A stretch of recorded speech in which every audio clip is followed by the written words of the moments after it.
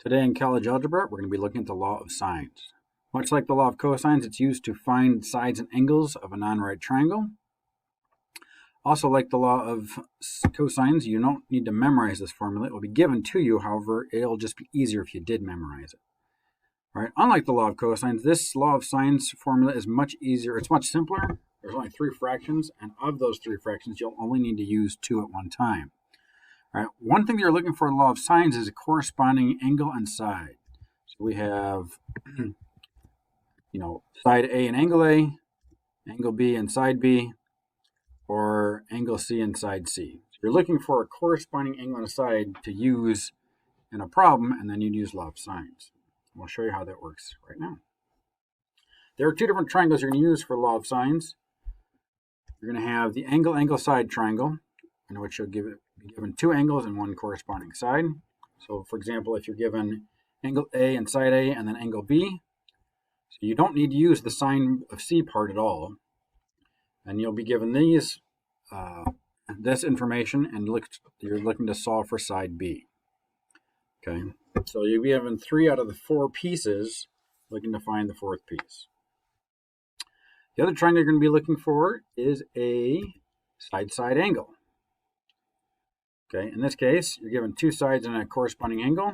So let's, for example, say you're given side A and angle C and side C. So you don't need B at all, and you're just going to use sine of A and sine of C with its corresponding sides. Okay, so again, you only need 2 out of the 3 pieces of this formula to work. Okay, and then out of those 2 pieces, you'll be given 3 of the parts. All right, let's see this in action. So first we have an angle side triangle. So in this case, we have angle A, angle B, and side A. So if we fill in our information, this is what it looks like. All right, much like all the other problems we've done in this unit, I only need to see the setup of the problem and then the actual answer. So this is the setup. You have sine of 25 over 5 equals sine of 80 over x. From here, all I need to do is use your calculator and solve the problem. I don't need to see all the corresponding work that's involved with it. Okay. So to solve this, you're going to cross multiply. So x times the sine of 25 equals 5 times the sine of 80. And then divide by the sine of 25. If you put all this in the calculator, please, I would implore you to do so to check to see that you're doing this correct.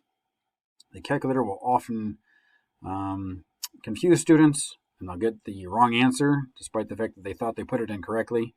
Make sure you get this answer correctly, because it should be 11.65. So that side length is 11.65, based on the law of sines. If you didn't get that, please make sure you ask a question on the practice day. All right, the second example is a side-side angle. Okay, in this case, you're given 2 sides and an angle, corresponding angle. So we're given angle A and side A. We're given side C. So we don't need the sine of B for anything. And this is our setup. So the sine of 40 over 12 equals the sine of x over 6. Okay. Next, we cross multiply again. So you have 6 times the sine of 40 equals 12 times the sine of x. Divide both sides by 12 and take the inverse sine of that answer. And you'll get 18.74 degrees. Okay, remember it is the inverse sine to find an angle, and we are looking for an angle. And that's what we would have. Okay, now in angle or side-side angles, there are multiple types of triangles you might encounter. So we're going to go through all of them, because you have to be made aware of them, because sometimes you might get something that doesn't make sense, but it might actually be the correct answer. So in this case, there's a side-side angle where there is no triangle that exists. And let's explain how this works. So you're given an angle A, side A, and side B. So we put in our information. We cross multiply. We divide by 7 and take the inverse sine. And what will happen is you will get an error message on your calculator. This is because this is a no solution. Okay, this triangle can't exist the way it's drawn.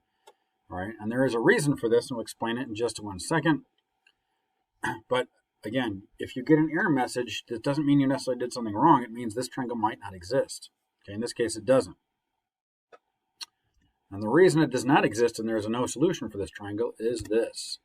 Okay, based on the angle and the side lengths that you're given, side A, which is equal to 7, doesn't actually hit the base of the triangle. It just kind of swings there. There's no place to go because it's not long enough to hit that base of that triangle, okay, which would be side C. So since it just swings there, it can't reach, it can't, finish the process of forming a triangle. So it doesn't exist. Okay, it's just not long enough. Okay. Now there's another case where you could have two separate triangles, and we're going to show you what that looks like. So we have the same setup as we just had with the no triangle, but in this case, our side length A is not 7 anymore, it is 10. Okay, so that changes the issue. So we still set up the same problem, the same way, except now we have 10 instead of 7. All right, so we cross multiply. We get 16 times the sine of 30 equals 10 times the sine of x. Okay. We divide by 10 and take the inverse sine of that answer, which will give us this 53.13. However, if we go back to the picture, we're going to notice something. Okay. Now our picture is complete. So we found the 53, but the issue is this. Because we have that 10 on that side, right? You think about the last picture we showed you where there was no triangle, that triangle length of AB was dotted. And the reason it was dotted is because we're not sure how long it is, because we're not given it, okay?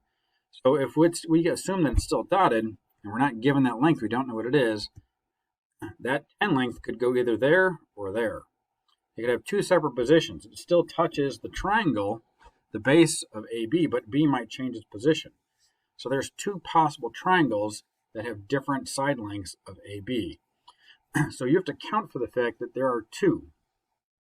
Okay, and what you do is, if that side length is 10 on both sides, it's an isosceles triangle, which means the other side angle is also 53 degrees, based on rules of geometry. Now we have a supplementary angle. You have two angles on a straight line, so what you do is you subtract 53 from 180, all right, to get your secondary angle that might exist, which would be 127. Now, the key for this is, when do you know if it's two triangles or not? Okay, and the answer is you don't know. You have to check each one. So if you have a side-side angle triangle and you find one angle, you have to check to make sure it doesn't have a second one. Okay, and there is a check for this as well. Okay, we have 127, we're given the angle 30. Okay, if we add those together, it's still less than 180. Okay, if it was more than 180, that wouldn't work because a triangle has to have a total angle sum of 180. So let's say, for example, that other angle instead of 30 was 60. Well, 127 plus 60 would have been 187, and that's too big for a triangle, so that second triangle does not exist. In this case, there isn't enough room for a third angle because it's 157, so that triangle will exist. Okay, so there will be two separate triangles for this particular problem. All right, it can be kind of confusing, but that's what it is. All right, now there are 4 questions on the bottom of the notes. Please do those questions, and we're going to talk about them on the practice day and see how we did. See if you guys have any questions. All right, so please try those as the start off, and then you can do the practice as well. All right, good luck.